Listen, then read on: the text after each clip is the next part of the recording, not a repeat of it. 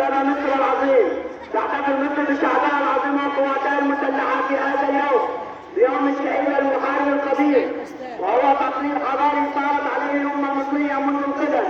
عرفانا بجميع أبنائها الذين ضحوا بأنفسهم من أجل أن يحيا الوطن، وتسعد مصر بالأمن والأمان. إن اختيار هذا اليوم للاحتفال بيوم الشهيد والمحارب القدير يرجع إلى تاريخ استشهاد أحد النظم الوطنية المصرية والقوات المسلحة، وهو الشهيد البريء أول عبد المنعم رياض، رئيس أركان حرب القوات المسلحة الأكبر في 9 من مارس عام 1969، وهو تفقد الخطوط الأمامية في المنطقة نمرة 6 شمال الإسماعيلية، ويسأل الجنود عن تأثير اليوم الأول من حرب الاستنزاف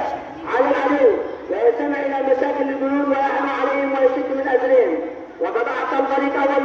عبد المنعم رياض القدوة والمثل لكل القادة والضباط، وكان ذلك بداية علامات النصر الذي تحقق في حرب أكتوبر عام 1973. إن الشهادة في سبيل الله والوطن هي أعظم الأجور التي يمنحها الخالق العظيم للبشر، وشهداء مصر على مر العصور هم الذين كتبوا بدمائهم الزكية تاريخ مصر العريق، وحافظوا على كل حبة رمل من أرض مصر منذ توحدت عام 3200 قبل الميلاد